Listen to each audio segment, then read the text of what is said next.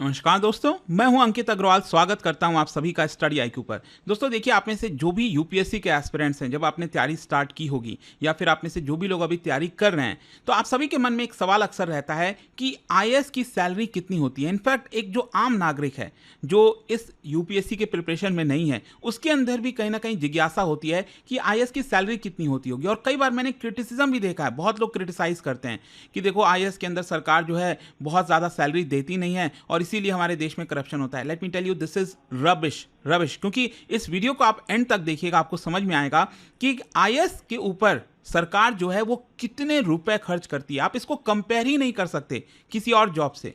तो इसको थोड़ा सा डिटेल में अच्छे से समझने की जरूरत है कि आखिरकार आईएएस ऑफिसर की सैलरी होती कितने हैं। देखिए यहां पर क्या है ना, किसी भी सैलरी को समझने के लिए आपको समझना पड़ेगा कि उसका जॉब प्रोफाइल क्या है, क्योंकि जिस तरह का जॉब होता है उस हिसाब से सैलरी होती है। तो जब हम आईएएस ऑफिसर कहते हैं, इंडियन एडमिनिस्ट्रेटिव सर्विस, तो it is one of the 3 All India Services में आते हैं, आईएएस, आईपीएस और आईएफएस, फॉरेस्ट सर्विस वाला।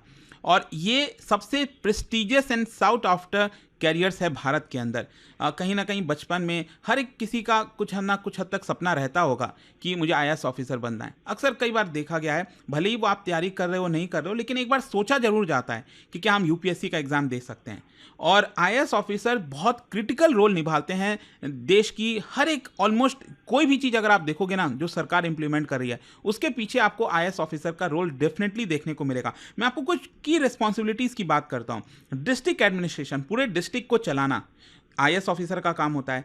पॉलिसी को फॉर्मुलेट करना, उसको इंप्लीमेंट करना आईएएस ऑफिसर का काम होता है। हमारे देश में जो पब्लिक सर्विस डिलीवरी है, जैसे सरकार कोई वेलफेयर स्कीम लेकर आ रही है, जनधन योजना लाई, कुछ कोई भी योजना लाती है, अगेन उसको इंप्लीमेंट कौन करता है? आईएएस ऑफिसर करता है। लॉ एंड ऑर्डर की सिचुएशन की जिम्मेदारी किसकी है? देखो भले ही पुलिस ऑफिसर है, इंपॉर्टेंट है, लेकिन अल्टीमेटली लॉ एंड ऑर्डर का जो जिम्मेदारी होती है ना, वो आईएएस ऑफिसर के ऊपर आती है।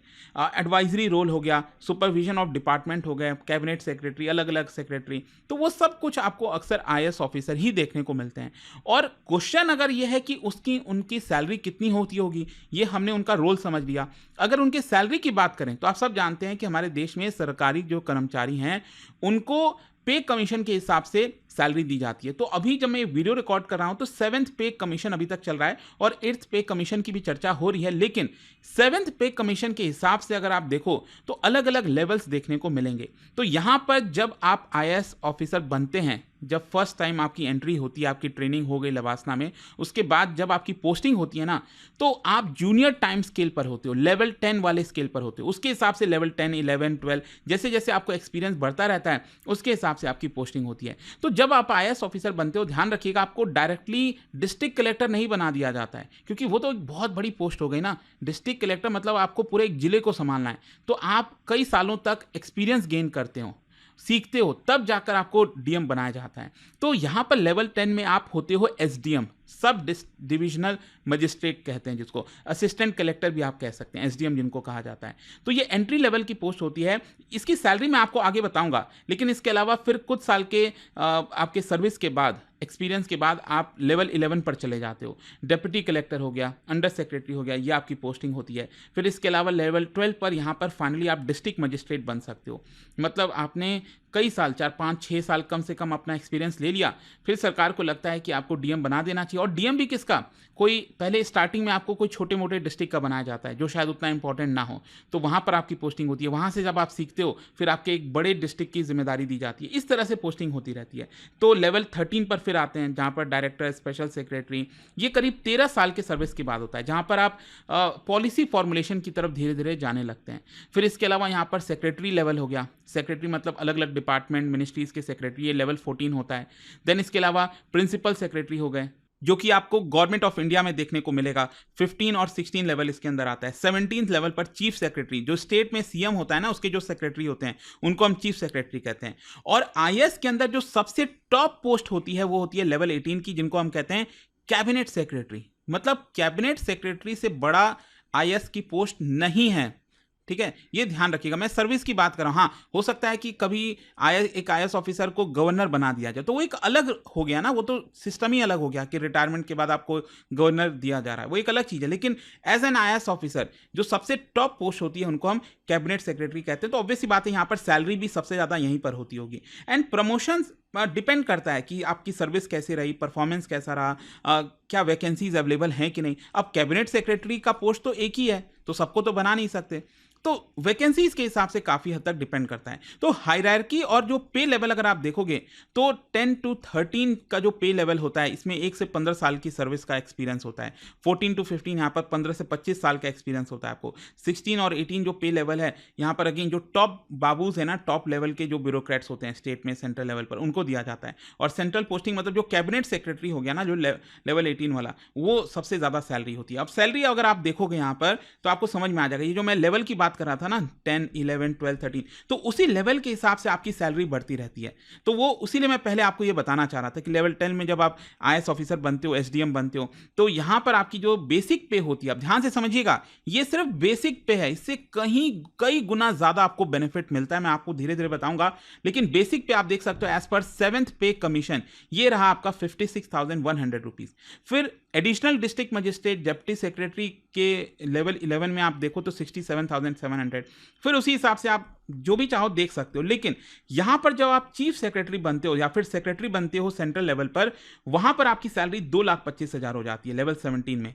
और कैबिनेट सेक्रेटरी की जो पोस्ट होती है, जो टॉप मोस्ट होता है, उसकी सैलरी है लगभग 2.5 लाख रुपए, ठीक है। लेकिन अब यहां पर क्या है कि ये तो आपका बेसिक पे है, एक्चुअल सैलरी में बहुत सारी चीज़ें इंक्लूड होती हैं। अलाउंसेज जिनको हम कहते हैं, डीएनएस अलाउंस, एचआरए हो गया, हाउस रेंट अलाउंस हो गया, ट्रांसपोर्ट अलाउंसेस हो गया, इस तरह की कई सारी चीज़ें होती हैं। तो फॉर एग्जांपल अगर आप देखोगे यहाँ पर डीएनएस अलाउंस, मतलब आप सब जानते हैं कि अब जैसे जैसे देश में जैसे बेसिक पे ये आपका फिक्स थोड़ी रहेगा, इसमें आपको एडिशनल पैसा मिलना चाहिए ना। जैसे हर 6 महीने पर, हर साल भर में सैलरी बढ़ती है कि इतना आपका पर्टिकुलर सैलरी बढ़ेगा, तो धीरे धीरे करके डीएनएस अलाउंस आप देख लो 42% हो गया है। मतलब जो आपका बेसिक सैलरी है उसका 42% तो सिर्फ आपको डीएनएस अलाउंस मिलता है, और ये बढ़ता रहता है लगातार। फिर इसके अलावा हाउस रेंट अलाउंस हो गया 8% to 24%, डिपेंड करता है कि आप मेट्रो में हो, कौन से शहर में हो, रूरल में पोस्टिंग है, उस हिसाब से आपको हाउस रेंट अलाउंस मिलता है। ट्रैवल अलाउंसेस आपको मिलते हैं, जो मैं आपको आगे बताऊंगा। स्पेशल अलाउंस भी मिलता है अगर आपका कुछ लोकेशन ऐसे हैं जहां पर थोड़ा सा डिफिकल्ट टेरेन है, नॉर्थ ईस्ट इंडिया में, जम्मू कश्मीर में, रिमोट एरियाज में अगर आप जाते हो तो वहां पर आपको स्पेशल अलाउंस भी मिलता है।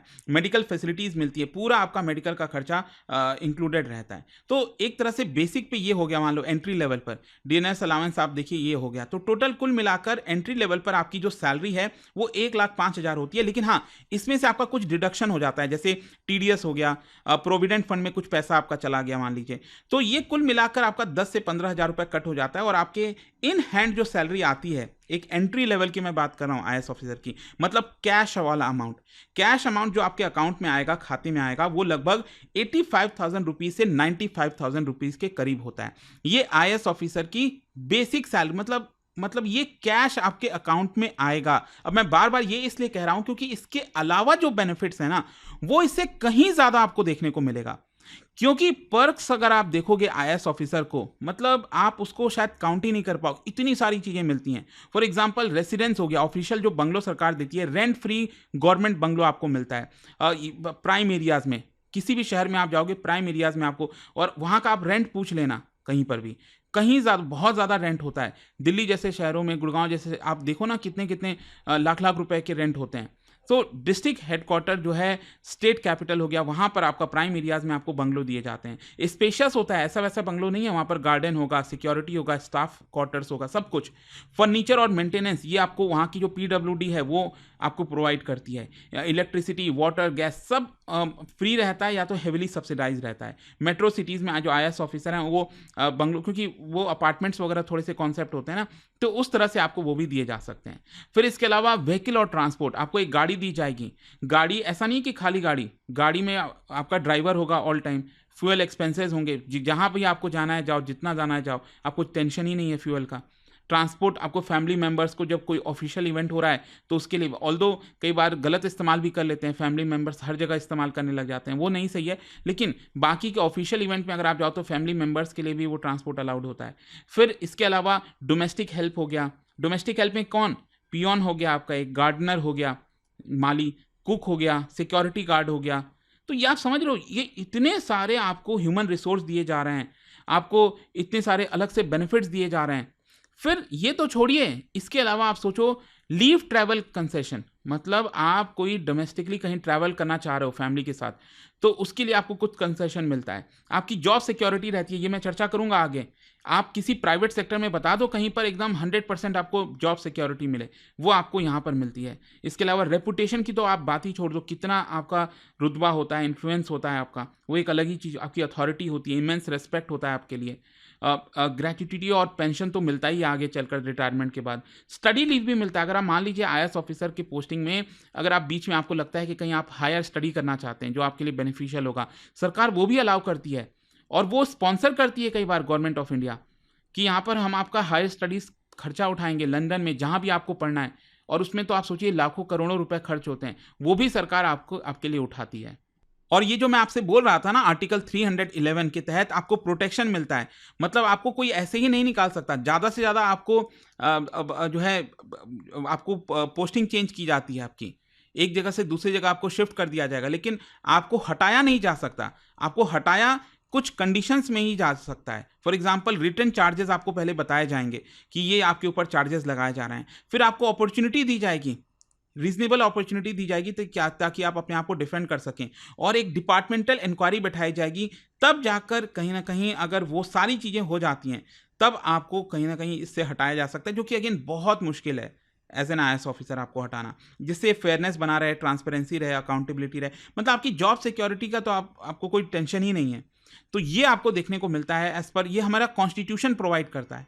फिर इसके अलावा perks of an IAS officer post retirement, retirement मतलब हो गया उसके बाद भी आपको बेनिफिट्स हैं, पेंशन है, री एम्प्लॉयमेंट है, री एम्प्लॉयमेंट सरकार अलग अलग रोल में आपको कई बार ले लेती है, एडवाइजरी रोल में ले लेती है, हेल्थ बेनिफिट हो गया, लाइफ टाइम आपको गवर्नमेंट हेल्थ बेनिफिट मिलता है, अकोमोडेशन भी कई बार मिल जाता है अगर सरकार आपको दे दे तो ये आपको कुछ ना कुछ पोस्ट रिटायरमेंट जो बेनिफिट्स हैं वो भी देखने को मिलेंगे। तो IAS की जो सैलरी है वो आपको देखने में मॉडरेट लग सकती है, कोई बोल देगा 50-60 हज़ार रुपये, अरे क्या ही है सैलरी, लाख रुपए। आप देखो ना, बाकी मतलब आपका पैसा ही नहीं खर्च होगा, जो आपके अकाउंट में पैसा जा रहा है वो वैसा का वैसे ही रहेगा, वो प्योर सेविंग आप समझ लीजिए, क्योंकि सब कुछ तो आपको मिल ही रहा है, आप खर्चा किस पे करोगे, राइट। तो यहाँ पर कैरियर में रिस्पेक्ट, इन्फ्लुएंस, ये सब भी है, life long security, social status. It is basically ideal for those जो पब्लिक सर्विस में जाना चाहते हैं, गवर्नेंस में जाना चाहते हैं। आप सिर्फ और सिर्फ मॉनेटरी टर्म में देखोगे तो वो एक अलग चीज़, आपके अंदर लालच है कि घूसखोरी करनी है, करप्शन करना ही है, तो वो तो फिर एक अलग ही मामला हो गया। और लेट मी टेल यू, यहाँ पर खुद जो IAS ऑफिसर्स हैं उनका ऐसा मानना होता है कि एक गवर्नमेंट जो है आपके ऊपर, एक IAS ऑफिसर के ऊपर कम से कम कुछ नहीं तो 7 से 8 लाख रुपए खर्च करती है। जी हाँ, 7 से 8 लाख रुपए किसे कहते हैं? आप किसी भी प्राइवेट नौकरी में बता दो, इतना किस प्राइवेट नौकरी में हार्डली कुछ ही लोगों को मिलता है, 7 से 8 लाख रुपए पर महीने। तो ये था दोस्तों, मैं बेसिकली कुछ बेसिक वीडियोस बना रहा हूँ बिगनर्स के लिए यहाँ पर अलग अलग तरीके से, और इसके लिंक कमेंट सेक्शन में दिए हैं, आप देख लेना। और मैं चाहता हूँ कि आपके जो बेसिक्स हैं वो क्लियर हो जाएं। और अगर आप UPSC की तैयारी कर रहे हैं, आप में से जो भी स्टूडेंट्स हैं, तो let me tell you, Study IQ आपको एक बहुत ही अच्छा अपॉर्चुनिटी देता है, जिसके तहत आप प्रीलिम्स, मेंस, इंटरव्यू सब कुछ की तैयारी हमारे बैच के थ्रू कर सकते हैं। और हमारे बैच ऐसे होते हैं जिसमें आपको एक पर्सनल मेंटर भी दिया जाता है। जी हाँ, बहुत कम ऐसा होता है कि आपको एक पर्सनल मेंटर दिया जाए जिसमें आपको कभी भी कोई भी डाउट हो तो वो पर्सनल मेंटर आपके सारे डाउट्स रिजॉल्व करेंगे। 18 बुक्स का सेट आपके घर भेजा जाता है। तो कोई भी आप लेना चाहते हो, जिस भी ईयर की प्रिपरेशन कर रहे हैं, या तो आप एक काम कर लीजिए, आपको कोई गाइडेंस चाहिए, प्रॉब्लम है, ये फोन नंबर दिया हुआ है यहाँ पर, ये फोन नंबर पर कॉल करिए, आपको प्रॉपर तरीके से गाइड किया जाएगा। मेरी पर्सनल टीम इस फोन नंबर पर मौजूद है। And tell them to use this code Ankit live, ताकि आप मैक्सिमम जो डिस्काउंट है वो ले सकें। अगर आपको ऑप्शनल कोर्स लेना है, ये सारे ऑप्शनल कोर्स भी अवेलेबल हैं। सो आई होप दोस्तों यहाँ पर आपको जो है जो भी क्लैरिटी हुई होगी मन में, जो आपके होगा कि एक IAS ऑफिसर को क्या सैलरी मिलती है, क्या क्या चीजें होती हैं, वो डाउट्स क्लियर हो गए होंगे। डियर एस्पिरेंट्स, स्टडी IQ का P2I फाउंडेशन प्रतिज्ञा बैच एक नए फ्रेश बैच के साथ लाइव हो चुका है। बैच स्टार्ट हो रहा है 7 जुलाई को शाम 6 बजे।